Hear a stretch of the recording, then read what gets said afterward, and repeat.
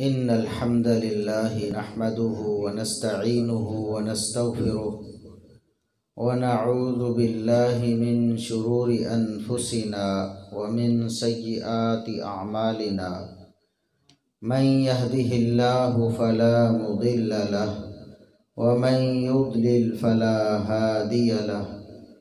अशहदु अन ला इलाहा इल्लल्लाहु वहदहु ला शरीका लहु व अशहदु अन्न मुहम्मदन अब्दुहु व रसूलुहु। अम्मा बअदु फ़अऊज़ु बिल्लाहिस समीइल अलीम मिनश शैतानिर रजीम मिन हम्ज़िही व नफ़्ख़िही व नफ़्सिही। बिस्मिल्लाहिर रहमानिर रहीम। वत्तक़ू फ़ितनतन ला तुसीबन्नल लज़ीना ज़लमू मिनकुम ख़ास्सा। इंतहाई काबिल एहतराम उलमाए किराम, काबिल सद एहतराम बुज़ुर्गों, अज़ीज़ नौजवान साथियों, ये दौर फितनों का दौर है। हर सू फितने फैले हुए हैं। जहाँ नज़र उठाते हैं फितने ही फितने हैं। आज का दौर तो बहुत पुरफितन दौर है। नबी करीम सल्लल्लाहु अलैहि वसल्लम के दौर में, जबकि बेहतरीन ज़माना था, सहाबा किराम रिज़वानुल्लाहि अलैहिम अजमाइन, अंबिया रसूल के बाद इस कायनात के सबसे अफजल और आला इंसान थे। एक दिन नबी करीम सल्लल्लाहु अलैहि वसल्लम ने सहाबा किराम से फरमाया, तरौना मा अरा, सहाबा जो मैं देखता हूँ क्या तुम्हें नज़र आता है? सहाबा किराम ने अर्ज़ किया, अल्लाह के रसूल, नहीं, हमें तो नज़र नहीं आता है। आप ही इरशाद फरमाइए, आपको क्या नज़र आता है, हमें भी बताइए। तो आप सल्लल्लाहु अलैहि वसल्लम ने फरमाया कि मैं तुम्हारे घरों में फितनों को इस तरह उतरते हुए देख रहा हूँ जैसे मूसलाधार बारिश होती है। उस दौर और इस दौर का मुवाज़ना कीजिए कि फितने किस कदर ज़्यादा हो गए होंगे और हमारी इस दुनिया में किस कदर फितनों की बारिशें होती होंगी। नबी करीम सल्लल्लाहु अलैहि वसल्लम ने अपनी उम्मत को फितनों से ख़बरदार भी फरमाया और बचने की भी तलकीन फरमाई। आज मौजू यही है कि फितनों से बचाव कैसे होगा। चंद एक फितने भी मैं आपके सामने रखूँगा जो हमारे माहौल मुआशरे में फैले हुए हैं, और बचाव कैसे होगा। नबी करीम सल्लल्लाहु अलैहि वसल्लम ने फरमाया, बादिरू बिल आमाल फितना, मेरी उम्मत के लोगों, फितनों से पहले पहले नेक आमाल कर लो। फितनों से बचने का सबसे बेहतरीन तरीका वो नेकी और तकवा है। नेक आमाल करो और नेक आमाल में तुमने मुकाबला करना है फितनों से। फितने आने से पहले पहले तुमने नेक आमाल कर लेने हैं,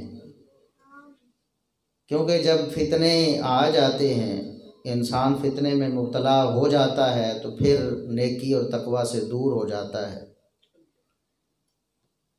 बादिरू बिल आमाल फितना, फितनों से पहले पहले नेक आमाल करो। वो फितने कैसे होंगे? काक़िताइल लैलिल मुज़लिम, फरमाया कि अंधेरी रात की तरह फितने होंगे।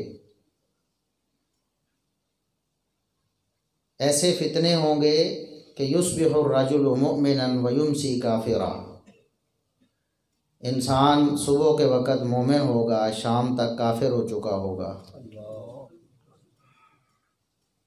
या फिर शाम को मोमिन होगा, युस्बिहु काफिरा, सुबह तक काफिर हो चुका होगा। ऐसे फितने भी आने वाले हैं। ये 1400 साल पहले रसूलुल्लाह सल्लल्लाहु अलैहि वसल्लम ने बताया था। और बिलाशुबा ये दौर उन्हीं फितनों का दौर है। हम देखते हैं, सुनते हैं, पढ़ते हैं कि लोग धड़ाधड़ इस्लाम से दूर हो रहे हैं, लोग मुल्हिद और बेदीन हो रहे हैं, लोग हदीस का इनकार कर रहे हैं, लोग दीन और शरीयत से मजाक कर रहे हैं।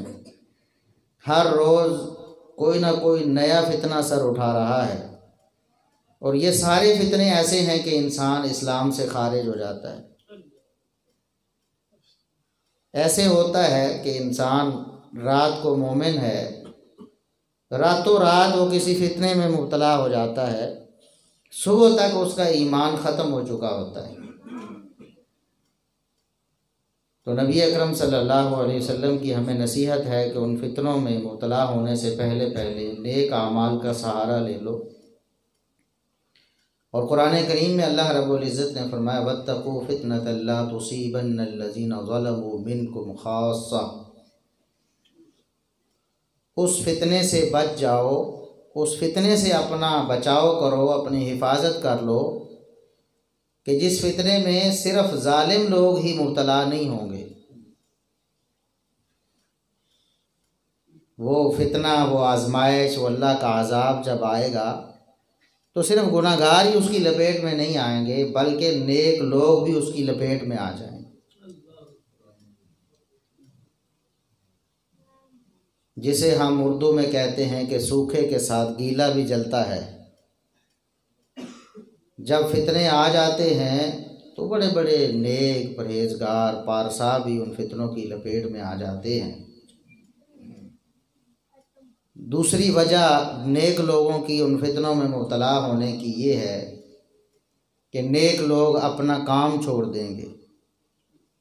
सिर्फ खुद फितने से बच जाना, खुद नेक बन जाना, खुद अल्लाह से ताल्लुक़ बना लेना काफ़ी नहीं, बल्कि इंसान अपने बस तक, जितना उसका बस चलता है, अपनी इस्तिताअत के मुताबिक उन फितनों से लोगों को भी बचाए। जिस कदर अल्लाह ने उसे समझ दी है, जितना इल्म उसके पास है, वो दूसरों तक पहुँचाए। बसा औक़ात ऐसे होता है कि नेक लोग ये समझ लेते हैं कि हम तो बचे हुए हैं ना, हम नमाज़ पढ़ रहे हैं, हमें किसी की क्या फ़िक्र है। वो जो बेनमाज लोग हैं इस माहौल माशरे में, उनकी वजह से जो आजमाइशें आती हैं, फिर नेक लोगों को भी वो आजमाइशें झेलना पड़ती हैं। फहाशी और रुयानी की वजह से जो अल्लाह के अजाब आते हैं, जो ज़लज़ले आते हैं, जो कहत आते हैं, जो तूफ़ान आते हैं, उनमें नेको बद सारे ही फिर बहते चले जाते हैं। तो फितनों को पहचानना बहुत मुश्किल काम है। हर बंदा फितने को नहीं पहचान सकता। फितना कहते ही उस चीज़ को है कि जब वो आ रहा होता है तो बहुत कम लोगों को पता चलता है। बड़े दानश्वर लोग होते हैं, अल्लाह के बड़े मुकर्रबीन होते हैं, जिन्हें पता चलता है कि फितना आ रहा है। बसा औक़ात लोग उसको नेकी समझ रहे होते हैं, लोग उसको बड़ा नेक अमल समझ रहे होते हैं, उसको अच्छा अमल समझ रहे होते हैं, इस वजह से उसमें मुब्तला होते चले जाते हैं। कुछ लोग होते हैं, बड़े किबार उलमा होते हैं, जो फितनों को भांपते हैं कि ये चीज़ फितना है। अक्सर लोगों को तो फितने का पता उस वक़्त चलता है जब तक पानी सर से गुज़र चुका होता है। जब फितना फैल चुका होता है, वो तबाही कर चुका होता है, नुकसान हो चुका होता है, फिर पता चलता है कि ओहो ये तो बड़ा फितना था, हम तो इसको अच्छा समझते रहे। फितनों को भांपना भी चाहिए और फितनों से बचना भी चाहिए।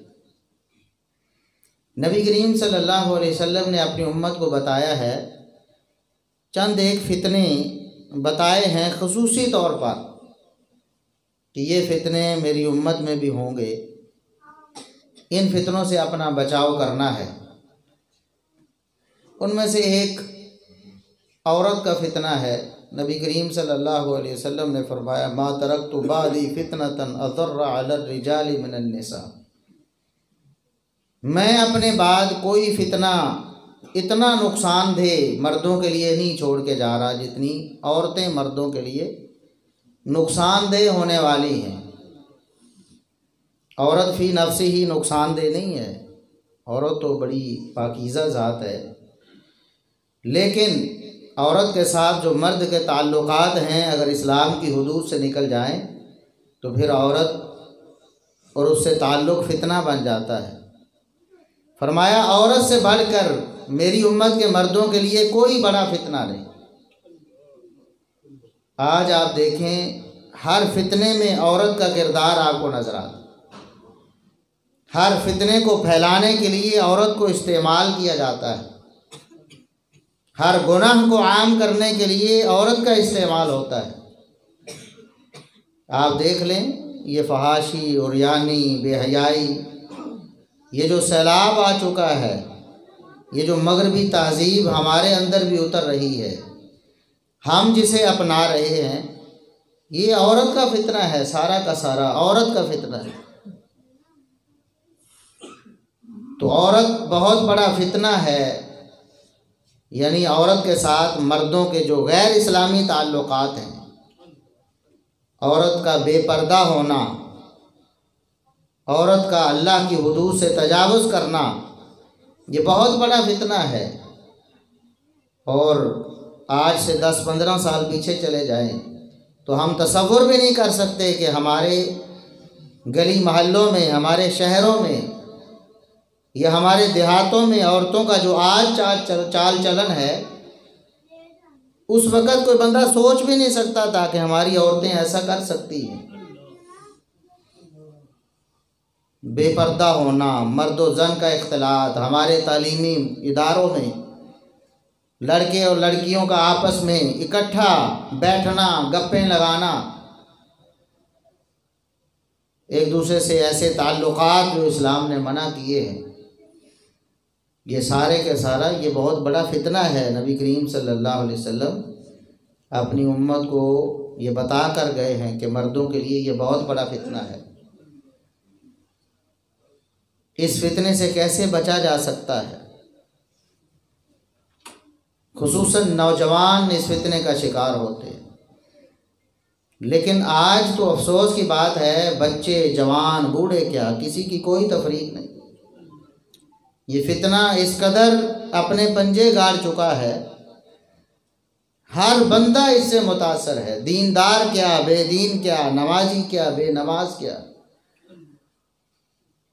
हर बंदा इस फितने में मुबतला हो चुका है। कौन है जो आज ये दावा कर सकता है कि मैं गैर महरम औरत को देखने से बचा हुआ हूँ?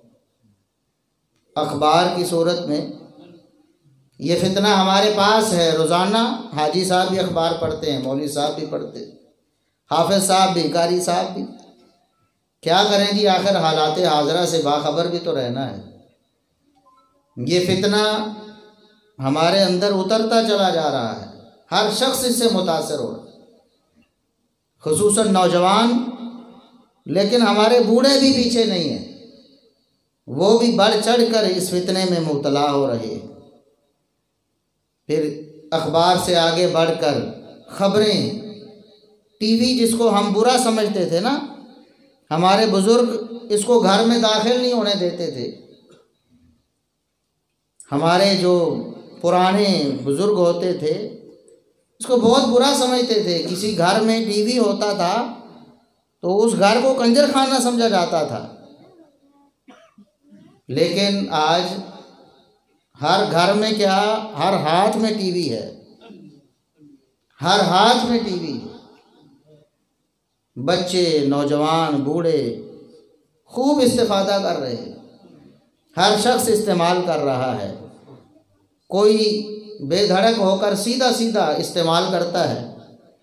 नौजवान तबका, दीन से दूर तबका, और जो नमाजी हैं, जो हाजी साहब हैं, जो मस्जिद से ताल्लुक़ रखने वाले हैं, जो लोगों की नज़रों में बड़े नेक और पारसा हैं, उनको शैतान एक दूसरा रास्ता दिखाता है कि आप सिर्फ ख़बरें सुन लो। अब ख़बरें पढ़ने वाली जो बीबी है वो क्या शरीक पर्दा करके बैठी होती है? वो भी तो वैसी ही कंजरी है, वैसी ही तवाइफ है, वैसी ही फाहिशा है जैसी ड्रामे में काम करने वाली। उसके बाल भी वैसे ही बने हुए हैं, उसका लिबास भी वैसे ही है। क्या कोई फर्क है? नहीं, कोई फर्क। जब उनको खबरें पढ़ने के लिए बिठाया जाता है तो उससे पहले जो चैनल के मालिकान हैं वो अपनी मर्जी का मेकअप करवाते हैं कि ज़्यादा से ज़्यादा जाज़बे नज़र लगे और लोग बाकी चैनल्स को छोड़कर हमारे चैनल पे खबरें सुनने के लिए, क्योंकि हमारे पास सबसे खूबसूरत औरत मौजूद है, सबसे खूबसूरत लड़की हमने रखी हुई। अब हाजी साहब भी खबरें सुन रहे हैं, नमाजी साहब भी सुन रहे हैं, दूसरे लोग भी सुन। बैंक में चले जाएं, उन्होंने औरतें रखी हुई, लड़कियां रखी हुई। किस लिए रखी हुई हैं? ग्राहकों को अपनी तरफ मायल करने। रसूलुल्लाह सल्लल्लाहु अलैहि वसल्लम ने फरमाया, सिनफ़ानी मिन उम्मती लम अराहुमा, मेरी उम्मत में दो किस्म के लोग हैं, मैंने उन्हें अभी तक नहीं देखा है।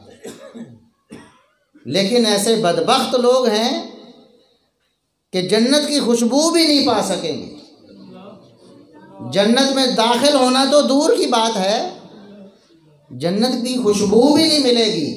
और जन्नत की खुशबू तो इतने सफ़र से, इतनी मसाफत से आ जाती है, सैकड़ों मीलों से भी जन्नत की खुशबू आ जाती है।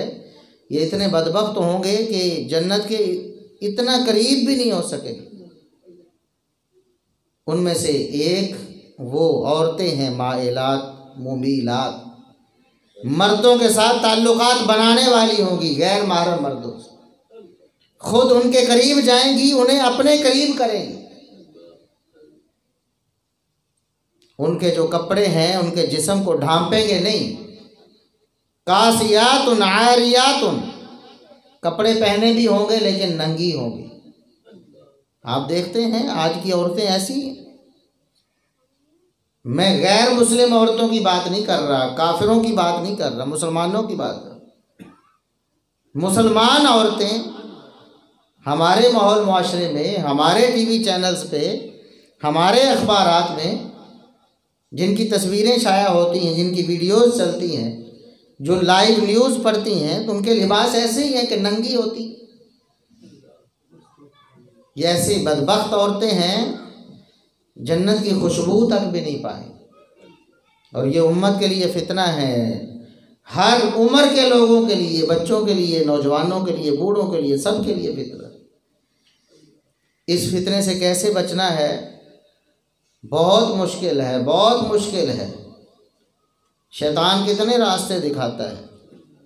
इस रास्ते से, कोई गुनाह के रास्ते से सीधा सीधा चला जाता है तो अच्छा है, लेकिन जो बड़ा नेक और पारसा बनता है उसको नेकी का कोई रास्ता ऐसा दिखाता है, वो नेकी समझकर उसमें दाखिल हो जाता है, हकीकत में गुनाह कर रहा हो।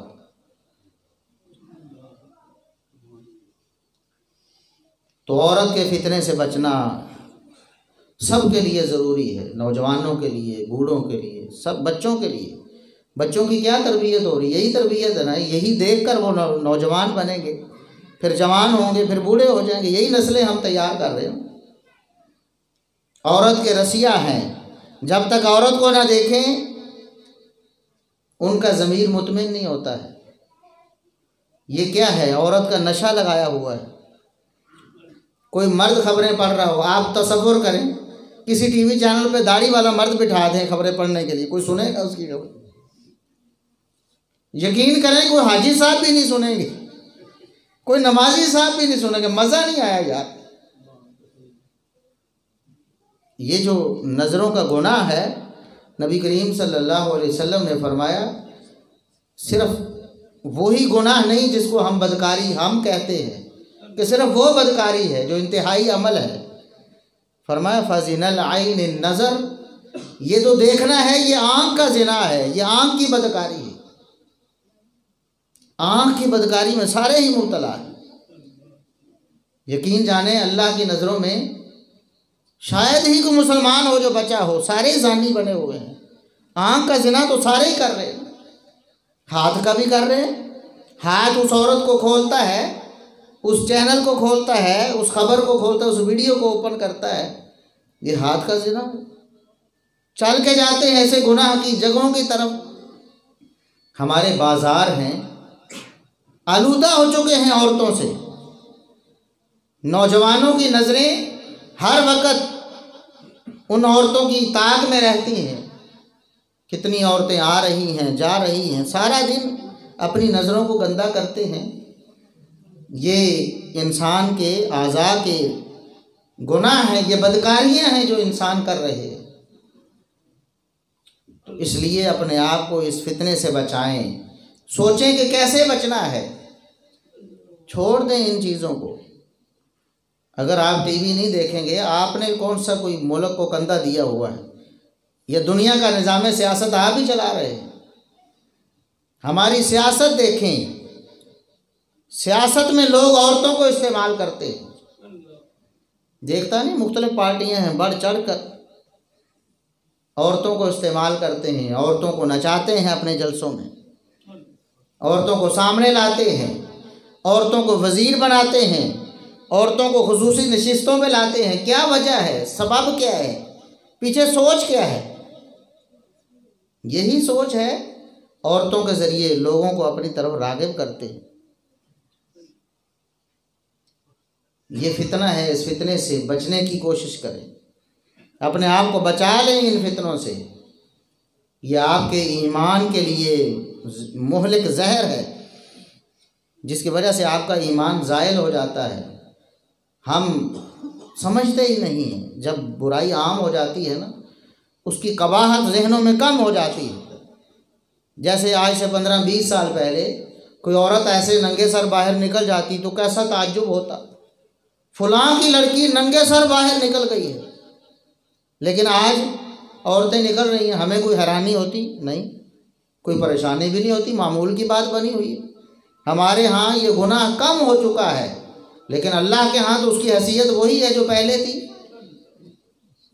पहले हम समझते थे कि ये तो कोई बड़े कंजर लोग हैं जिनके घर से बेपर्दा औरत निकल आई। आज हाजी साहब के घर से भी निकलती है, नमाजी साहब के घर से भी निकलती है। कितना बड़ा फितना है, कितनी बड़ी आजमाइश है मुसलमानों की। और फिर इसका अंजाम देखें, शादियां टूट रही हैं, निकाह ख़त्म हो रहे हैं, तलाक़ें हो रही हैं, घरों में फसाद मच रहे हैं, बच्चों की तरबियत ख़त्म हो रही। किस वजह से? ये औरत का फितना है। इस फितने से अपने आप को बचाएं, अल्लाह के करीब हो जाएं। शैतान कितना भी मुज़य्यन करके आपको कहे कि आप ख़बरें सुन लें, छोड़ दें इन खबरों को। इनके बगैर भी आप गुजारा कर सकते हैं, औरत को देखे बगैर भी आपका दिन गुजर सकता है, दुनिया आपकी गुजर सकती है, बसर हो सकती है। अपनी आखिरत को देखें कि आप आखिरत का कितना बड़ा नुकसान कर रहे हैं। इस फितने में मुब्तला होके रोज़ाना एक एक लम्हे में इस फितने में जैसे जैसे मुब्तला होते हैं, आपकी नेकियां ख़त्म होती चली जाती हैं। ये गुनाह नेकियों को जला रहे हैं और आपको बदी के करीब करते चले जा रहे हैं। और आहिस्ता आहिस्ता आपको गुनाह भी ऐसे ही लगेंगे फिर कि नहीं, कोई मसला नहीं है, छोटा सा मसला है, खैर है, कर गुजरते हैं। और कितने फितने हैं। ये तो फितना हमारे घरों में, हमारे मुआशरे में आम हो चुका है। ये ताल्लुक़ औरत के साथ है और एक फितने का ताल्लुक़ इल्म के साथ है। इल्म में भी फितना है, लोग फितने में मुब्तला हो जाएंगे। नबी करीम सल्लल्लाहु अलैहि वसल्लम ने बताया था कि लोग क़यामत के करीब उलमा कम हो जाएंगे, दुनिया से उलमा नापैद होते चले जाएंगे और लोग गुमराहों को अपना इमाम बना लें। ये इल्म का फितना है, यानी कि बेइल्मी का फितना, कि लोग उलमा से दूर हो जाएंगे, जाहिलों को अपना इमाम बना लेंगे। इत्तख़ज़न्नासु रुऊसन जुहालन, वो जाहिल लोग जिनको लोगों ने अपना पेशवा बना लिया होगा, वो ख़ुद भी गुमराह हो जाएंगे, लोगों को भी गुमराह करेंगे। आज ये फितना भी अपने ज़ोरों पर है। आप देख रहे हैं मीडिया पे ऐसे स्कॉलर्स आते हैं, स्कॉलर्स ऑफ डॉलर्स, जिनका मतमा नज़र मगरिब को खुश करके, यूरोप को खुश करके डॉलर हासिल करना है। दौलत बनाना है, ऐसे ऐसे फतवे देते हैं, ऐसी ऐसी फ़िक़ही आरा पेश करते हैं, ऐसे ऐसे मसाइल का हल बताते हैं, इस्लाम से उनका कोई ताल्लुक़ ही नहीं। इस्लाम को उन्होंने मोम की नाक बना रखा है, जिधर चाहे मोड़ देते हैं, मतलब बरारी के लिए मसले को कुछ का कुछ बना देते। औरत से मर्द के ताल्लुकात को भी जायज़ करार देते। औरत मर्द से मुसाफा करे तब भी जायज़ है। औरत दुपट्टा सर पे क्या, दुपट्टा फेंक दे, नंगे सर और नंगे मुंह घूमे तब भी जायज़ है। सूद को हलाल कर देते, जुए को हलाल कर देते हैं। ऐसे ऐसे स्कॉलर्स मौजूद हैं। नबी करीम सल्लल्लाहु अलैहि वसल्लम से एक सहाबी ने अर्ज़ किया, अल्लाह के रसूल मुझे बताएं मतस्साअ, क़यामत कब आएगी। आप सल्लल्लाहु अलैहि वसल्लम किसी से बात कर रहे थे, आपने बात जारी रखी। कुछ सहाबा किराम ने समझा कि आपने सुना ही नहीं है, शायद आपकी तवज्जो उस बात की तरफ थी, आपने सुना नहीं है। और कुछ ने कहा कि शायद आपने इसका जवाब देना मुनासिब नहीं समझा है, इसलिए आपने तवज्जो ही नहीं फरमाई। जब आप सल्लल्लाहु अलैहि वसल्लम की बात ख़त्म हो गई तो आप सल्लल्लाहु अलैहि वसल्लम ने फरमाया, अय्न साइल, वो सवाल करने वाला कौन है, कहाँ है वो सवाल करने वाला जिसने पूछा था कि क़यामत कायम कब होगी। शख्स ने कहा, अल्लाह के रसूल मैंने सवाल किया था। आप सल्लल्लाहु अलैहि वसल्लम ने फरमाया, क़यामत का इल्म हतमी तौर पर तो किसी को नहीं है कि कब कायम होगी, उसकी तारीख़ का पता नहीं, उसके साल का पता नहीं, उसके महीने का पता नहीं, लेकिन एक निशानी बता देता हूँ, इज़ा दुय्यिअतिल अमानतु फंतज़िर अस्साअ, जब अमानत को ज़ाया कर दिया जाए तो फिर क़यामत का इंतज़ार करो कि क़यामत गोया कायम हो ही गई।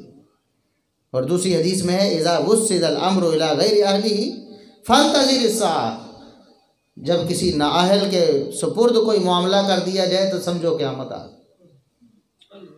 आज देख लें, हम बाकी मामलात को छोड़ देते हैं, सिर्फ इल्म का मामला, फतवे का मामला, वाज़ नसीहत का मामला ही देख लेते हैं। सारी ज़मामे कार गुमराहों के हाथ में आ, नाअहल लोग हैं, इल्म से कोई ताल्लुक़ ही नहीं। कोई डॉक्टर है, अपनी डॉक्टरी के शोबे में कोई तीर नहीं मारा उसने, कोई दवाई उसने ईजाद नहीं की, कोई उसने तरीका इलाज नहीं बताया उम्मत को कि मैं सारी ज़िंदगी तिब सीखता रहा हूँ तो मैं तिब में कुछ करके दिखाऊं। जब वो अपने शोबे में फ़ेल हो जाता है तो वो फिर दीन में टांग अड़ाना शुरू कर देता है, वो फतवे देना शुरू कर देता है, वो फ़िक़ही आरा बयान करना शुरू कर देता है।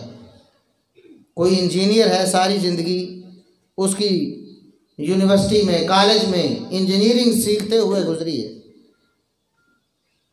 40 साल उसने एक हर्फ भी नहीं लिखा है। उम्मत का कोई फ़ायदा नहीं हुआ कि मैंने इंजीनियरिंग पढ़ी है तो चलो मैं इस हवाले से उम्मत को ये तोहफ़ा दे रहा हूँ, कोई ईजाद कर रहा हूँ, कोई ऐसा तरीका उम्मत को बता रहा हूँ कि मुसलमानों की ये मुश्किल हल हो जाए। 40 साल में वो इधर कुछ नहीं कर सका, लेकिन जिसका उसको पता ही नहीं, जो उसका फील्ड ही नहीं, जो उसका मैदान ही नहीं, उसमें उसने लेक्चर देने शुरू कर दिए, उसने तफसीर पढ़ानी शुरू कर दी, उसने उम्मत के अकीदे के मसाइल को डिस्कस करना शुरू कर दिया, जिसमें पक्का जाहिल है। इसी तरह और भी मिसालें। कोई प्रोफेसर है, अपने शोबे में उसने कुछ नहीं किया, लेकिन दीन में टांग अड़ा रहा हो, तो इज़ा वुस्सिदल अम्रु इला गैरि अहलिही फंतज़िर अस्साअ, जब कोई मामला नाअहल के सुपुर्द कर दिया जाए तो फिर क़यामत का इंतज़ार करो। अब देख लें, मीडिया पे जो स्कॉलर्स हैं, वो गांधी साहब हैं, वो फलां साहब हैं, फलां साहब, उनका दीन से क्या लेना देना। हत्ता के कंजर हैं, अदाकार हैं, जिनको पुराने दौर में कंजर कहा जाता था, वो आकर आपको रमज़ान ट्रांसमिशन करके दीन बता रहे होते हैं, वो आपको इल्म दे रहे होते हैं दीन का, वो आपको कुरान बता रहे होते हैं, वो आपको रमज़ान के मसाइल बता रहे होते हैं। ये बहुत बड़ा फितना है, इस फितने को भांपना है। जो उलमा हैं, हकीकी उलमा, उनके करीब होना है। अगर आपका ताल्लुक़ उलमा से नहीं रहेगा तो आप इस फितने में मुब्तला हो जाएंगे और दुनिया आखिरत में रुसवा हो जाएगी। जब इंसान उलमा से दूर होता है ना, उसकी मिसाल ऐसे ही है जैसे एक बकरी अपने रेवड़ को छोड़कर अलहदा होती है, अलग हो जाती है, तो दरिंदे के लिए हमला करके उसको दबोचना और उसको चीरना फाड़ना आसान हो जाता है। रेवड़ पर हमला करने की वो ताकत नहीं रखता, उसको पता है पूरा रेवड़ है। जब एक शख्स, एक नौजवान उलमा से कट जाता है, फिर बड़ा आसान है उसको गुमराह करना। कोई शख्स भी एक बात करके उसको गुमराह कर सकता है, क्योंकि उसके पास बचने का कोई रास्ता ही नहीं। उलमा से राबता है तो वो फ़ौरन पूछेगा, मौलाना साहब मुझे किसी ने ये बात बताई। वो आलिम है, हकीकी आलिम, उसको बताएंगे कि ये बात गलत है, दलील ये है। लेकिन उलमा से दूर किया जाता है। ये एक ऐसा तरीक़ा अपनाया गया है जो हलाक की तरफ से, गुमराह लोगों की तरफ से। आप पिछले दौर से जब से ये गुमराही जाहिलों की ये हुकूमत आई है इस मैदान में, आप देख सकते हैं सब ने एक ही हरबा इख्तियार, उलमा को बदनाम करो, उलमा को बदनाम करो, उलमा से लोगों को दूर करो। ये उलमा हैं, ये जनाब ऐसे होते हैं, ये बदकिरदार होते हैं, ये मौलवी ऐसे होते हैं। अभी दुनिया का कौन सा शोबा है जिसमें बुराई नहीं है? और जैसे जैसे ज़माना नबूवत से दूर होता चला जा रहा है, क़यामत के करीब होता चला जा रहा है, खराबियाँ चलती आ रही हैं ना, इसमें बढ़ती जा रही। हर शोबे में खराबियाँ हैं। कौन सा शोबा है जो पारसाओं का है? डॉक्टरी का शोबा है ना, तो क्या सारे नेक बैठे हुए हैं डॉक्टर? क्या सारे इंसानियत के मसीहा बैठे हुए हैं? क्या सारे लोगों की जानों को बचाने का अज़म करके बैठे हुए हैं? इंसानों की जानों से खेलने वाले दरिंदे बैठे हुए हैं, डॉक्टर बन के कंपनियों के कहने पे मराआत लेकर, गाड़ियां लेकर, बिरूने मुल्क के दौरे लेकर, उनकी दवाइयां लिख कर देने वाले बगैर वजह के। पता भी है कि मरीज़ के लिए नुकसानदेह है, फिर भी लिखे जा रहे हैं। मौत बांट रहे हैं, अपने पैसे बनाने के लिए गलत ऑपरेशन कर रहे हैं, गलत तशखीस कर रहे हैं। खराबियां हैं ना इस शोबे में। इंजीनियरिंग के शोबे में क्या खराबियां नहीं हैं? पैसे लेकर गलत नक्शे पास किए जाते। कितनी दफ़ा आपने देखा है कि पुल अभी बना है तो बनते ही गिर गया है। क्यों गिर गया है? खराबी की है इंजीनियर ने, अपना काम सही तरीके से नहीं किया है, खुदा खौफी से दूर होकर काम किया है, इसलिए खराबी आ गई। आप तालीम के शोबे में देखें, क्या खराबियां नहीं हैं? टीचर दरिंदे नहीं हैं, टीचर तालिब इल्मों की उनके तालीमी करियर के साथ खेलने वाले नहीं हैं, सब कुछ है। खराबियां किस शोबे में नहीं है? तो इसका मतलब क्या हुआ फिर कि डॉक्टर बुरे हो गए हैं तो फिर हम ऑपरेशन मोची से करवा लें? क्या ख्याल है? डॉक्टर तो बुरे हैं ना, वो तो गंदे हो गए हैं, उनकी नीयतें ख़राब हो गई हैं, तो इसलिए हम ऑपरेशन जो है डॉक्टर को छोड़कर किसी मोची से करवा लेते हैं। इंजीनियर बुरे हो गए हैं ना, ख़राब हो गए हैं बहुत ज़्यादा, तो हम नक्शा फिर किसी बढ़ई से बनवा लेते हैं। किसी डॉक्टर से हम कहते हैं कि डॉक्टर साहब आप हमें नक्शा बना दें, क्योंकि इंजीनियर तो सारे ख़राब हो। इसी तरह ये जो डंडोरा पीटा जाता है ना कि मौलवी बड़े ख़राब हो गए, वो भी ख़राब हो गए, कौन इनकार करता है? बुराई जब आती है माशरे में, मौलवी भी इसी माशरे का हिस्सा है, उनमें भी खराबी आ जाती है। लेकिन आप जब दिल का ऑपरेशन करवाते हैं तो किसी डॉक्टर से ही करवाते हैं ना, हालांकि डॉक्टर बुरे हैं ना। आप सोच विचार करते हैं, सर्च करते हैं, तलाश करते हैं, पूछते हैं कौन सा डॉक्टर अच्छा है, आप उसका इंतखाब कर लेते हैं। आपको पता है कि डॉक्टर बुरे हैं, लेकिन फिर भी ऑपरेशन तो डॉक्टर ही करता है ना। आपको पता है इंजीनियर बुरे हैं, लेकिन नक्शा तो इंजीनियर ही बनाता है ना।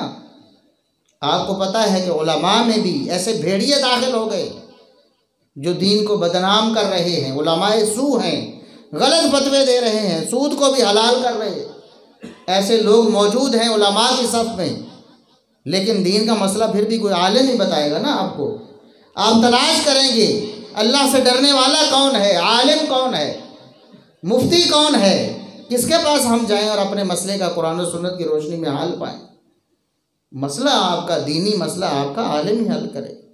कुरान की तफसीर आपको आलिम ही बताएगा, हदीस का फ़हम आपको आलिम ही बताएगा। कोई इंजीनियर या डॉक्टर या मोची या तरखान नहीं बताएगा। तो ये जो फितना है हमेशा से लेकर मुनकरीन हदीस का जब बर्रे सगीर में वरूद हुआ, ये अब्दुल्ला चकड़ालवी और इस तरह के जितने भी हैं, इन सब ने सबसे पहले उलमा पर हमला किया। उलमा ऐसे होते हैं, उलमा ऐसे होते हैं, लोगों के कान पक गए सुन सुन कर, पढ़ कर उनके दिमाग ख़राब हो गए। वाकई उलमा बुरे होते हैं। तो अब क्या है, उलमा से दूर हो जाओ। अब इन जाहिलों की सुनना शुरू कर दो, इन जाहिलों से फतवे लेना शुरू कर दो। अब ज़ाहिर है उलमा से आप दूर हो गए हैं, फिर जिस तरह का वो फतवा देंगे आप मानेंगे, क्योंकि ख़ुद तो आलिम आप हैं नहीं, खुद तो आप ये फैसला नहीं कर सकते सही है का गलत का। उलमा से आप दूर हो चुके हैं, फिर जाहिर है जो भी अपनी डुगडुगी बजाता है आप उसके पीछे चलते चले जाते। एक बहुत बड़ा फितना है आज के दौर का, ये नाम नहाद जुहला जो हैं, जिन्होंने दीन को बदनाम करना शुरू किया हुआ, दीन को बर्बाद करना शुरू किया हुआ है। मुख्तलिफ होलियों में हैं, मुख्तलिफ होलियों में बहरूपिये हैं, सर पे पगड़ी भी बांधी होगी, टोपी भी रखी होगी, दाढ़ी भी रखी होगी, लेकिन लोगों को इस्लाम से दूर करते चले जाते। सहाबा किराम की इज़्ज़त व नामूस पर हमला करने वाले, दाढ़ी और पगड़ी बांध कर सहाबा किराम को बदनाम करने वाले, ये हकीकत में इस्लाम को बदनाम करने वाले ऐसे ऐसे बदबख्त हैं, ऐसे ऐसे बदबख्त हैं। सहाबा किराम के बारे में यहाँ तक कह देते हैं कि इन्होंने तलवार की वजह से, तलवार से डर से कलमा पढ़ लिया था। नऊज़ु बिल्लाह सुम्मा नऊज़ु बिल्लाह। ये आपके जेहलम में इंजीनियर साहब ये बात उन्होंने कही, और अल्लाह की कसम एक हिंदू ने वीडियो बनाई और उसका क्लिप पेश किया कि देखें मुसलमान खुद इस बात को मान रहे हैं कि वो जो मुसलमान हुए थे ना लोग, वो तो तलवार के डर से हुए थे। वो कहते हैं इस्लाम के फैलने की वजह ये है, उस दौर में भी ये थी। तुम्हारे मुसलमान ये कह रहे हैं, देखिए इतना बड़ा स्कॉलर है, मिलियंस उसके फॉलोअर्स हैं, वो ये कह रहा है कि उस दौर में भी इस्लाम इस तरह फैला था कि लोग डर के मारे मुसलमान हो गए थे। इसी तरह कहते हैं आज तक फिर बाद में तारीख में जहाँ जहाँ मुसलमानों की हुकूमत रही, लोग डर के मुसलमान होते रहे, इसलिए इनकी तादाद ज़्यादा है। ये वजह है। इसका सबब क्या है? इसका सबब यह है कि लोगों ने उस जाहिल को आलिम समझ लिया और उसको इल्म के रुतबे में बैठा दिया और उसकी पैरवी करने लगे। माशाल्लाह इंजीनियर साहब बहुत बयान करते, जहालत का पैकर है, न कुरान पढ़ना आए, न हदीस पढ़नी आए, न कुरान की आयत का तर्जमा करना आए, न हदीस का तर्जमा करना आए। ऐसे लोगों को जब आप उलमा के दर्जे पे बिठा दें और हकीकी उलमा से दूर हो जाएंगे तो समझें फिर क़यामत आ गई है, फिर आप फितने में मुब्तला हो गए हैं। और ये फितने कैसे समझ आते हैं? शुरू में यही तो फितना है कि शुरू में समझ ही नहीं आता है। शुरू में चंद इस्लाही लेक्चर से काम शुरू करें, कुरान का तर्जमा लोगों को पढ़ा रहे हैं जी, हम तफसीर पढ़ा रहे हैं, लोग करीब आना शुरू हो जाते हैं। जैसे जैसे हल्का या अहबाब बढ़ता जाता है उनकी खबासत बाहर आना शुरू हो जाती है। फिर वो अपने आप को अलामत उताहर समझ लेते हैं और अपने हक होने की दलील एक ही है कि मेरे पास मिलियंस फॉलोअर्स हैं, मेरे इतने सब्सक्राइबर हैं, मेरे इतने व्यूअर्स हैं, इसलिए मैं हक पर हूँ। ये भी बहुत बड़ा फितना है। इससे भी अपने आप को बचाएं, उलमा से अपना ताल्लुक़ कायम करें। अपनी मस्जिद में जो आलिम साहब हैं, मौलाना साहब हैं, हाफिज़ साहब हैं, कारी साहब, उनके पास बैठें, उनके इल्म के मुताबिक उनसे इस्तिफ़ादा करें। और बड़े मसले में आपको कोई उलझन होती है, बड़े उलमा मौजूद हैं। और आज तो मीडिया का दौर है, आज तो आसानी है किसी के साथ रब्ता करने। उलमा से रब्ता करें, फ़ोन पे रब्ता करें, व्हाट्सएप पे रब्ता करें, कहीं ना कहीं से आपको रहनुमाई मिलेगी। सफ़र करके चले जाएं, जाकर मसला समझें, मसले को समझकर फिर आगे लोगों को बताएं। जब तक आप ऐसा नहीं करेंगे, उलमा से दूर होते चले जाएंगे, फिर गुमराही बढ़ती चली जाएगी। ये गुमराह और सर पे चढ़ते चले जाएंगे। कितने कैसे बदबख्त लोग आज सामने आ रहे हैं। ऐसे ऐसे डॉक्टर्स हैं, यूनिवर्सिटियों के प्रोफेसर्स हैं, हदीस का इनकार करते हैं। हदीस कोई दीन नहीं है, कुरान है, सिर्फ कुरान। उनको पता है कि कुरान ने तो सिर्फ नमाज का कहा है, नमाज कैसे पढ़नी है। हदीस का इनकार कर दो, जिसको मर्जी नमाज पढ़ाओ। मेरी एक शख्स से बात हुई, मैं ये रहीम यार खां में गया, वो शख्स मुझे मिला, उसके पास मुझे साथी लेकर गए। वो कहता है कि ये जो रुकू सजदे की नमाज आप पढ़ते हैं ना मस्जिद में जाके, ये तो मुल्ला की नमाज है, कुरान की नमाज तो और है। कुरान की नमाज नहीं है ये रुकू सजदे वाली, ये कुरान की नमाज नहीं है। आप देखें बिला मुबालगा हज़ारों लोग उससे मुतासर हैं, उस इलाके में हज़ारों लोग, सैकड़ों नहीं हज़ारों नौजवान भी मुतासर हैं जो उन लोगों की बातों में आ चुके हैं। वो कहता है ये नमाज है ही नहीं सिरे से। अब बताए ना, नमाज कुरान में तो अकीमुस्सलाह ही है ना, नमाज कायम करो, अब कैसे करनी है ये तो हदीस ने बताया। हदीस को साइड पे कर दिया, वो मशकूक हो गई, वो नाकाबिले एतबार हो गई, फिर नमाज जिसको मर्जी कह लो। ऐसे भी बदबख्त हैं, कहते हैं नमाज का माना है चूतड़ हिलाना। ये तुम कारोबार करते हो ना, मेहनत मजदूरी करते हो, ये तुम्हारी नमाज है। ये बहुत बड़ा फितना है इस मुआशरे में, बर्रे सगीर में भी, इस मुआशरे में, पाकिस्तान में भी ये फितना बहुत ज़्यादा जड़ें बना रहा, अपनी जड़ें लगा रहा है। हमारे पढ़े लिखे नौजवानों का अक्सर व बेशतर हिस्सा वो इस फितने से किसी न किसी तरह से मुतासिर है, किसी न किसी हद तक वो हदीस के बारे में वो शुबहात का शिकार हो चुका है। बड़े बड़े पढ़े लिखे लोग, प्रोफेसर ऐसे, उनका दिमाग ख़राब हो चुका है, हदीस को मानते ही नहीं सिरे से। जब हदीस को नहीं मानेंगे तो फिर ना नमाज, ना रोज़ा, ना हज, ना ज़कात। ज़कात का तो निसाब भी कुरान में नहीं है, ज़कात अदा करो ये ना, ज़कात अदा करो। कितनी ज़कात अदा करनी है, कितना माल हो तो ज़कात वाजिब होती है, कितने अरसे बाद ज़कात देनी है, कुरान में तो कहीं नहीं है। उसका तसव्वुर जो मर्ज़ी बना लो, तुम्हारे इख्तियार में आ गया। जब आपने अपने जाहिल पैरोकारों को ये समझा दिया है कि हदीस को नहीं मानना है, वो मशकूक है, उसके बाद जो मर्ज़ी मतलब बताओ वो मानने के लिए मजबूर है, वो मानेंगे और वो कहेंगे वाकई ऐसा नुक्ता है, आज तक तो किसी ने नहीं बताया। कई नौजवान हैं, वो कहते हैं गामदी साहब ऐसे तरीके से बात करते, लॉजिक से बात करते, हम ये जो रिवायती मौलवी हैं हम उनसे ये बात सुनते ही आज तक नहीं सुनी हम। तो भाई कैसे सुनते हैं, वो बात तो हकीकत में इल्म से मुताल्लिक़ नहीं, जहालत वाली बात थी, उलमा ने थोड़ी करनी थी, वो गामदी साहब जैसे जाहिल ही कर सकते हैं ना। अब दुनिया की कोई डिग्री किसी के पास है, उसने मैट्रिक कर लिया, FA कर लिया, BA कर लिया, MA कर लिया, PhD कर लिया हत्ता के, तो ये कोई इल्म की डिग्री थोड़ी है, ये तो फ़न की डिग्री है ना। किसी फ़न में किसी बंदे ने डिग्री ले ली, साइंस में ले ली, उसने आर्ट्स में ले ली। इल्म तो कुरान और सुन्नत का नाम है, अल्लाह और उसके रसूल सल्लल्लाहु अलैहि वसल्लम की तालीमात का नाम है ना इल्म। ये इल्म है जिसकी फजीलत कुरान और सुन्नत में आई है, इससे तो वो आ रही हैं।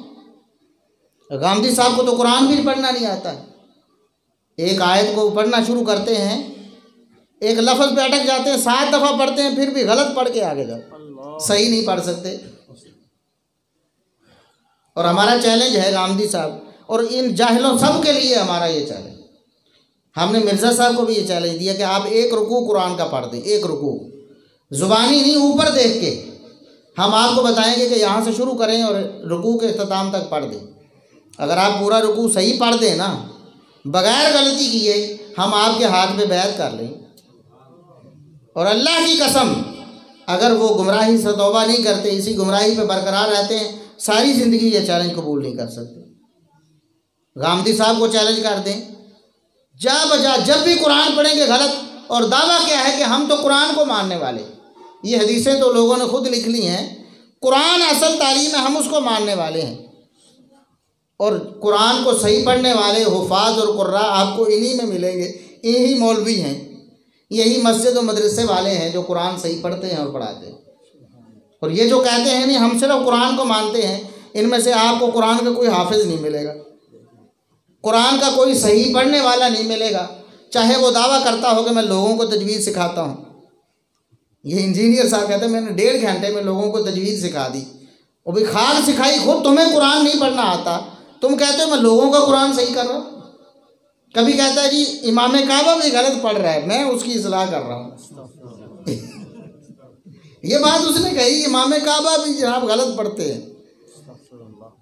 भाई जाहिल खुद तो देखो, तुम्हें एक आयत भी नहीं पढ़नी आती, बातें करें। इस तरह के जो हला हैं इस दुनिया में फैले हुए इल्म के नाम पे, लोग उनको फॉलो करते हैं उलमा समझकर, ये फितना है।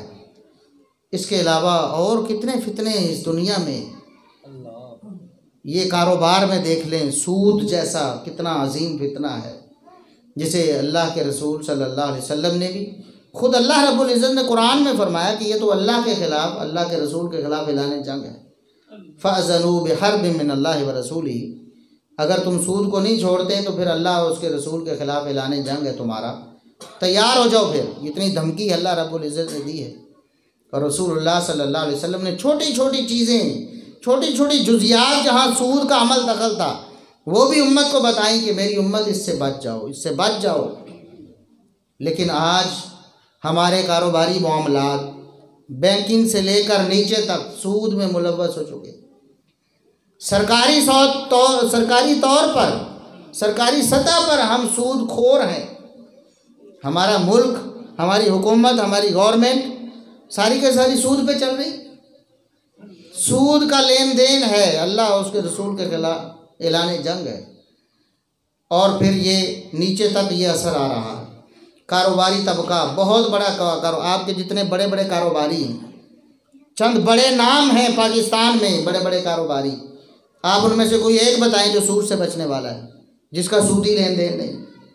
इसी तरह फिर छोटे तबके पे चले आते हैं, किसानों तक सूद में मुब्तला हो चुके हैं, सूद पे पैसे लेते हैं, बैंकों से लेन देन है, फिर सूद अदा करते रहते हैं।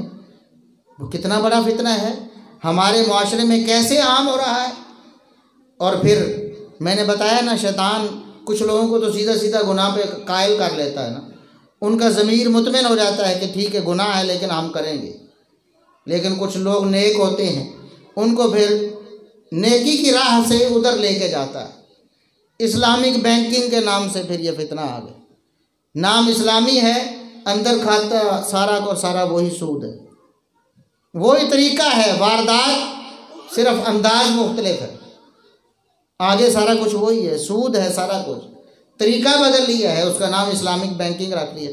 और अब तो माशाल्लाह सारे बैंकों ने किसी न किसी तरह इस्लामिक बैंकिंग शुरू कर ली, चाहे वो कोई इस्लामी था या पहले गैर इस्लामी था। अब उन्होंने कहा कि हमने एक शोबा बना लिया जो इस्लामिक बैंकिंग करता है। इसका मतलब है बाकी तो गैर इस्लामी कर रहे थे, तो कभी माने थे कि हम गैर इस्लामी बैंक हैं, अब कहते हैं कि हमारा ये शोबा ये इस्लामिक बैंकिंग है। सूद सारा उम्मत के अंदर चला, जुआ चला आ रहा, ये लॉटरी, ये प्राइज बॉन्ड्स कितने आम हैं, हर शख्स लेन देन में मुलव्वस हो चुका है। सीधा सूद और जुआ है, सूद और जुए पे मबनी है ये प्राइज बॉन्ड। इसी तरह बैंकों से लेन देन है, अक्सर मामलात बैंकों से लेन देन वाले वो सूद और जुए पर मुश्तमिल। इसी तरह कारोबार है, किराए पे लेने देने के, कोई मकान किराए पे लेना तो ये गिरवी पे मकान मिल रहा है। गिरवी क्या है जी, आप 5 लाख दे लो हमें दे दो, मकान आप इस्तेमाल करते रहो, जब आप 5 लाख दे दोगे तो मकान वापस मिल जाए। अब ये कौन सा कारोबार है, सूद है, खालिस सूद है, एक ज़रा बराबर भी शुबा नहीं इसके सूद होने। हाँ, गामदी साहब फतवा दे देंगे कि सूद नहीं है, ये जायज़ है, ठीक है, तारुल कादरी साहब का फतवा आ जाएगा, किसी इसी तरह के और नाम नहाद आलिम का फतवा आ जाएगा, और लोग उसको उठाकर लिख कर वो हमें दिखाते फिरेंगे, देखें जी हमारे पास फतवा मौजूद है। सूद को और जुए को हलाल किया हो। कोई अगर सूद से बड़ा बचने वाला है वो भी यहाँ आकर मुलव्वस हो जाता है। अच्छा, दुकान या मकान आपने किराए पे देना है तो इतना एडवांस लेंगे जी, 1 लाख रुपए एडवांस है जी। वो एडवांस क्या है, अब वो लाख रुपए लेगा उसको इस्तेमाल करेगा ना, सूद है, सीधा सीधा सूद है, कोई शुबा नहीं उसके सूद होने, सारे ही इसमें मुलव्वस है। कौन सा ऐसा पारसा है हमें बताया जाए, उसने दुकान किराए पे दी है, दुकान का किराया है 5,000 रुपये मिसाल के तौर पर, कहते जी 10,000 हम एडवांस लेंगे। ये आम दुकानों की बात है, बड़े बाज़ारों की बात नहीं, वहाँ तो पगड़ियाँ चलती हैं, लाखों रुपए चलते हैं वहाँ पर। अब वो पगड़ी या ये एडवांस क्या है, असल में तो था ना ज़रे ज़मानत कि ये दुकान है, ये मकान है, इसका कोई नुकसान कर जाएगा तो मैं कहाँ से पूरा करूँगा, बतौर ज़मानत इतने पैसे मेरे पास रख।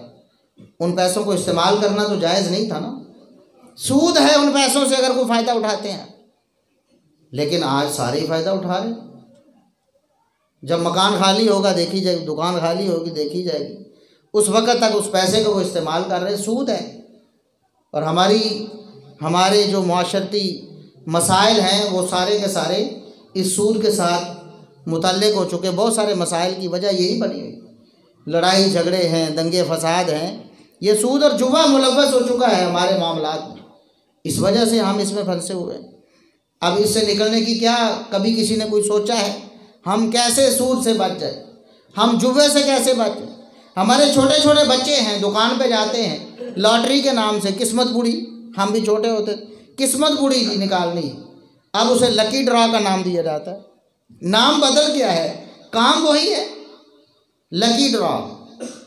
ऐसी ऐसी सूरतें हैं, इंसान सोच भी नहीं सकता। अब मिसाल के तौर पर कुछ लोग, कुछ नौजवान लड़के, कुछ बच्चे मिलकर खेलते हैं, कहते चलो मैच खेलते हैं आपस में, इतने इतने पैसे जमा कराओ, इतने इतने पैसे जमा करो, सारी टीमें जमा करवाएंगी, जो जीतेगा उसको इनाम मिलेगा।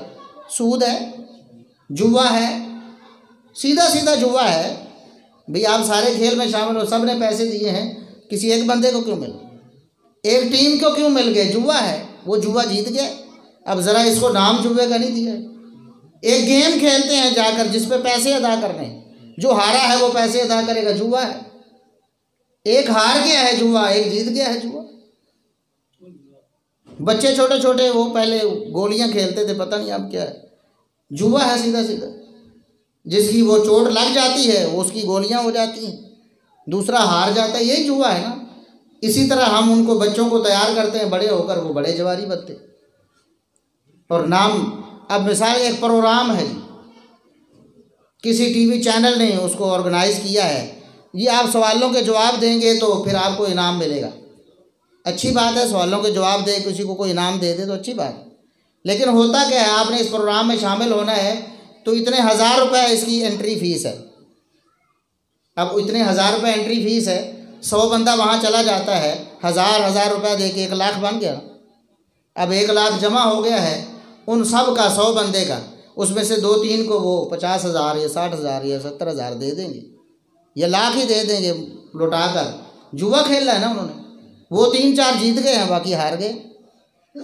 तो ये सूद और जुआ जो है हमारी मईशत में इस तरह शामिल हो चुका है कि इसके बगैर तो आप समझेंगे कोई तसव्वुर ही नहीं हमारे कारोबार का, न हमारे मामलात का। और चले बाकी सारे मामलात तो कारोबारी छोड़ें एक तरफ, हमारे आपस में जो लेन देन के मामलात हैं उनके अंदर सूद और जुआ आ चुका। शादी ब्याह पे ये न्यूंदरा जो होता है, ये क्या है? सूद और जुआ है, सीधा सीधा। ना को हाजी साहब बचा हुआ है, ना को नमाजी साहब बचा हुआ। आज आप किसी की शादी पे गए हैं, आप 1000 रुपये दे के आते हैं, अगले साल आपने शादी की है 6 महीने बाद या 2 महीने बाद, अच्छा वो बंदा भला 1000 रुपये दे सकता है आपको? वो 1000 रुपये दिया, इसका मतलब यह है कि इसने तो खाता बराबर करके हमारे साथ मामला ख़त्म कर लिया। अब 1000 लिया है तो 1500 देना हो, 2000 देना हो, और फिर वो तोहफा थोड़ा दिया था, वो तो लिखा हुआ है, एक कापी है, रजिस्टर है बनाया हुआ, इसको इतने दिए, इसको इतने दिए, इसको इतने दिए, वापस लेने हैं ना, उससे लड़ाई हो जाती है, वो मर जाता है कोई बंदा, तो डूब गए। जुआ है, ज़्यादा आ गए तो सूद है। और ये फितना हमारे माशरे में फैला हुआ, हम तो इन चीज़ों को समझते ही नहीं हैं। अखबार में एक पज़ल छाया होता है, मैं छोटा होता मैंने भी देखा कि ये पज़ल क्या होता है, पता करें, आसान सा है ये, मतलब जुमला पूरा करना है, ये लफ्ज़ बनाने हैं इस तरह बगैर, मतलब कुछ लफ्ज़ छोड़े हुए हैं, कुछ हरूफ छोड़े हुए हैं, तो ये जमा करवाने हैं तो आपका इनाम निकलेगा। कैसे निकलेगा जी? आपने अगर शिरकत करनी है ना, आपने सवाल भी हल करके भेजना और इतने 100 रुपये भी भेजना। अच्छा इतने 100 रुपये भेजेंगे, अब पाकिस्तान में से हज़ारों बल्कि लाखों लोग उसमें शरीक हों, अब उन्होंने तो लाखों करोड़ों रुपए जमा कर लिया, चंद एक का इनाम निकलेगा कुरानंदाजी के ज़रिए। अब ज़ाहिर है वो इतना मुश्किल तो नहीं होता, आसान सा होता पज़ल, तो सिर्फ तो लोगों को अपनी तरफ राग़िब करना हो। समझ गए बात? जुआ खेल रहे हैं सारे मुसलमान। तो ये छोटी छोटी बातें जो हैं ये जुआ और सूद उसमें आ चुका है, और जुआ और सूद ये बर्बाद करने वाले मामलात, ये मुल्क में हों तो मुल्क की मैशत को बर्बाद, किसी ख़ानदान में हो तो ख़ानदान बर्बाद, किसी घर में है तो घर बर्बाद। आपने देखा नहीं कि जवारी जो हैं जुआ खेलने वाले, सब कुछ उनका बर्बाद हो जाता है। कभी किसी जवारी को भी आपने देखा है कि बड़ी तरक्की कर, तो ये जुआ किसी न किसी सूरत में हमारे घरों में आ चुका, ये सूद किसी न किसी शक्ल में हमारे ख़ानदानों में, हमारे इलाके में, हमारे मुआशरे में आ चुका है। तो ये फितने हैं, इन फितनों को समझना है और इनसे बचना है। तो अल्लाह रब्बुल इज़्ज़त हमें इन फितनों से बचा। और ये जो सारे फितने हैं ना, इनको अगर एक लफ्ज़ में देखना है, अगर आपने सारे फितने, पहले तो सारे अलग अलग थे ना, मतलब गैर महरम औरत का फितना है, सूद का फितना है, जुए का फितना है, ये जो बेइल्म लोग हैं जहालत की का प्रचार कर रहे हैं उनका फितना है। सारे अलग अलग थे, शोबे अलग अलग थे। कोई किसी फितने में मुबतला हो रहा है, कोई किसी में मुबतला हो रहा है, किसी में मुबतला हो रहा है। वो हर बंदा हर फील्ड में तो नहीं ना आगे जाता, लेकिन आज ये सारे फितने जमा हो चुके हैं, एक फितने की सूरत इख्तियार कर चुके हैं जिसको कहते हैं सोशल मीडिया। ये सारे फितने एक फितने में समा चुके हैं जिसका नाम है सोशल मीडिया।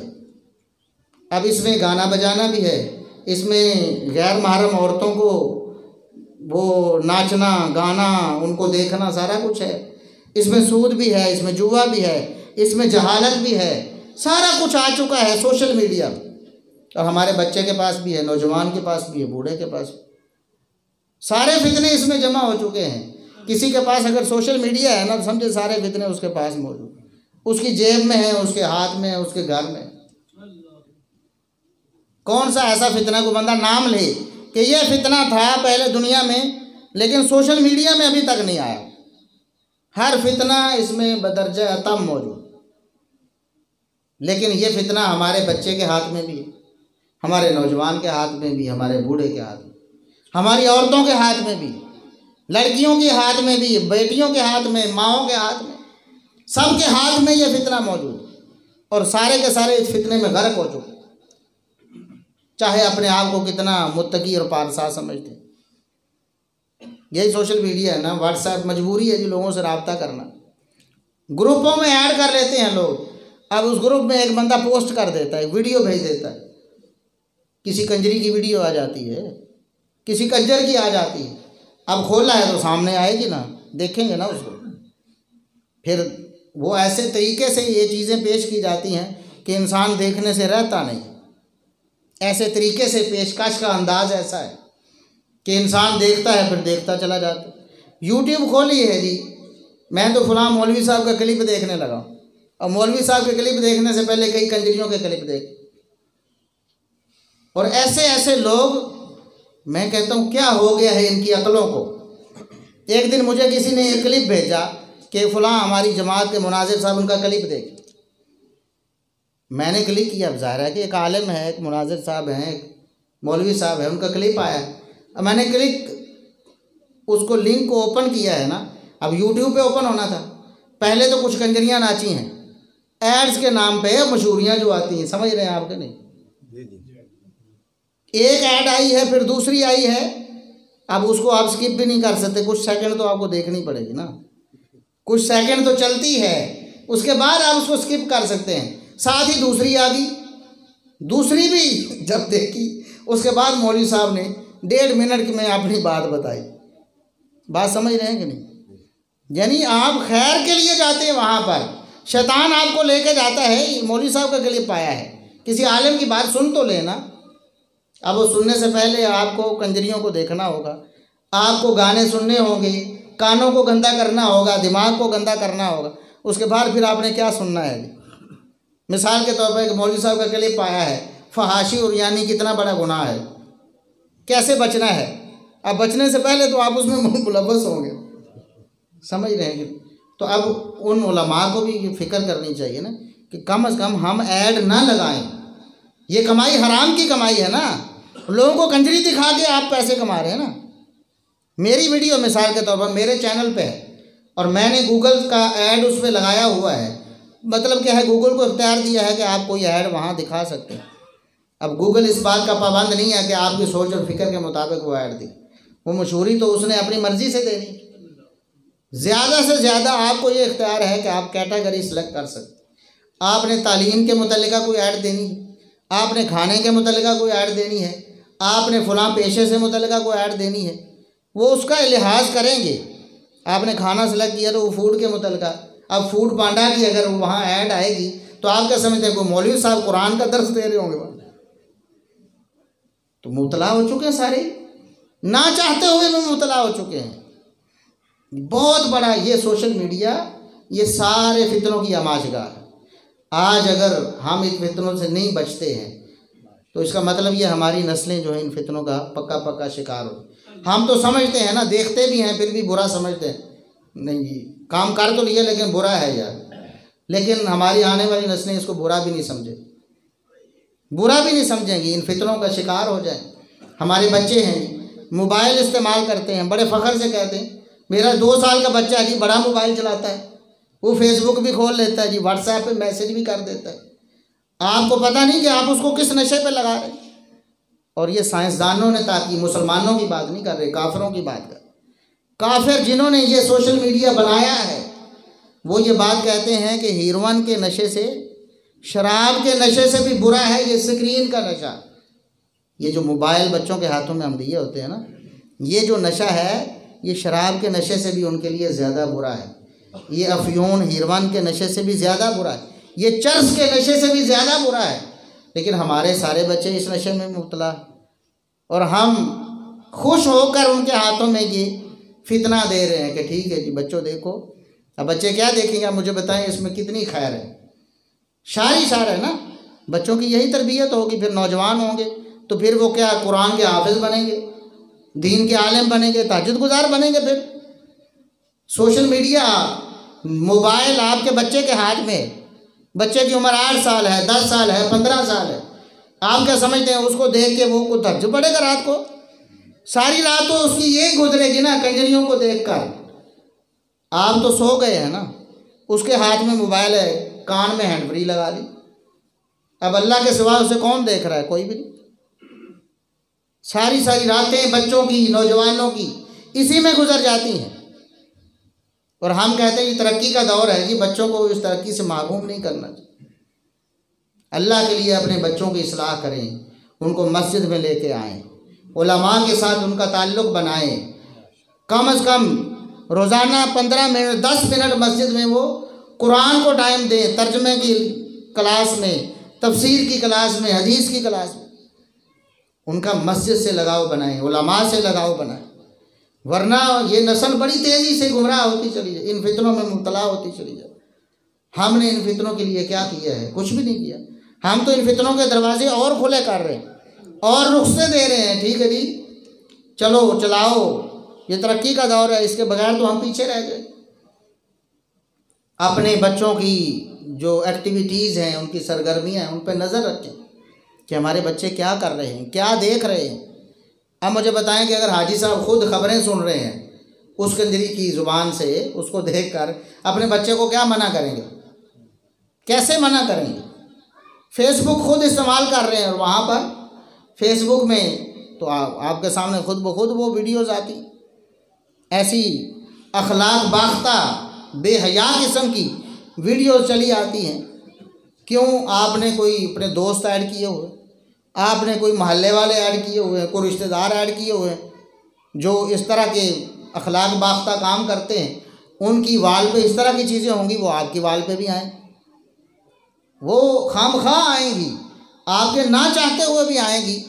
आपके दोस्त है ना कोई, उसकी दोस्त, आप उसके दोस्त की, आपके दोस्त की वाल पे जो चीज़ है ना, उसने जो लगाई हुई है वो आपके दोस्त भी देखेंगे ना। यही तो मुआहदा है। फेसबुक यही तो चीज़ है, यही फेसबुक है कि आपके दोस्तों के दोस्त भी आपकी सरगर्मियों से बाखबर रहते हैं और आप अपने दोस्तों की सरगर्मियों से वाकिफ़ रहते हैं। यही चीज़ है ना। अगर मिसाल के तौर पर आपकी फहरिस्त में हज़ारों अफराद में एक भी गंदा फ़र्द है जिसकी वाल पे गंदी वीडियोज़ हैं, वो खामखा आपके दोस्त देखेंगे आपकी वजह से। आपने उनको भी ऐड किया, उनको भी ऐड किया और ज़रिया बने आपस में एक दूसरे को देखने दिखाने। ये कितना बड़ा फितना है। हमने कभी गौर किया इस पर? कभी इस पर फिक्र की हो कि इससे बचना कैसे, इससे बचाना कैसे? नहीं। दुनिया इतनी तरक्की पे जा रही है। उन्होंने वो घंटों की जो फिल्में थी ना, 3 घंटों की फिल्में हुआ करती थी, 2.5 घंटों की फिल्में हुआ करती, अब 2.5 मिनट नहीं, आधे मिनट में पूरी फिल्म दिखा दे। इस तरीके से पेश करते हैं, वो सारा कुछ आधे मिनट में समाज समझा देते हैं, 30 सेकंड में, 1 मिनट में समझा देते हैं। 3 मिनट की डॉक्यूमेंट्री वीडियोस आई हुई, सारा कुछ 3 मिनट में आपके जहन में पैवस्त कर देते। और इधर हमारे यहाँ क्या है? इस हवाले से कोई तवज्जो है? कुछ भी नहीं। ऐसी इस्लामी वीडियोस तैयार की जाएं, इंतहाई मुख्तसर, लोगों के पास वक़्त नहीं। वक़्त वैसे बहुत है ज़ाया करने के लिए, सही काम में लगाने के लिए वक़्त नहीं है। उनको कोई मुख्तसर पैगाम आप दे। अब ऐसे प्लेटफॉर्म बन चुके हैं जिनको कंजर खाना कहना ज़्यादा मुनासिब। वैसे तो सारा सोशल मीडिया कंजर खाना ही बना हुआ, लेकिन कुछ प्रोग्राम ऐसे हैं जो ख़ास कर कंजर खाने के लिए बनाए गए, जिनका मकसद ही कंजर खाना है, और वहाँ होता भी कंजर खाना। क्या है जी? 30 सेकंड की वीडियो है, बस 30 सेकंड चलनी है, फिर अगली आ जानी, अगली आ जानी, अगली आ जानी। अब वो 30 सेकंड देखते देखते सारी रात गुजर जाती है। ना तो देखने वाला थकता है ना उतारता है। 30 सेकंड में उसको पता है 30 सेकंड की वीडियो है, चलो देख लेते क्या, फिर अगली 30 सेकंड, फिर अगली 30 सेकंड, इस तरह चला जाता। हमारे यहाँ इस्लामी तौर पर इस पर क्या काम हुआ? किसी ने सोचा है कि नौजवानों को हम इस तरह का कोई बना कर दें कि उनको मुख्तसर पैगाम जाए और उस पैगाम को सुनने के बाद उनकी काया पलट जाए? ये जो लोग हैं, बड़े बड़े थिंक टैंक बैठे हुए पीछे, वो इस बात को नोट कर रहे हैं नौजवानों को किस चीज़ की ज़रूरत है, कौन सी बात ऐसी है, कौन सा जुमला ऐसा है, कौन सी हरकत ऐसी है जो नौजवानों को अपनी तरफ राग़िब करती है। वो हरकत करके दिखाते हैं, वो जुमला बोलते हैं, वो लफ्ज़ वहाँ इस्तेमाल करते हैं कि नौजवानों के जहनों में पुख्ता होता चला जाता है। फिर नौजवान नाम के मुसलमान तो हैं, मजबूरी है, ख़ानदान वाले क्या कहेंगे, मुआशरे में क्या कहें, लेकिन नौजवानों की एक बड़ी अक्सरियत मुलहिद हो चुकी है, दीन से बेजार हो चुकी है। वो आपके इस्लाम को दिल से कबूल नहीं करती है, हाँ ऊपर ऊपर से ज़रूर कबूल किया। तो अल्लाह रब्बुल इज़्ज़त हमें इन सारे फितनों को समझने और अपने आप को और अपने मुआशरे को इन फितनों से बचाने की तौफ़ीक़ अता फ़रमाए। व आखिर दावाना अनिल हम्दुलिल्लाहि रब्बिल आलमीन।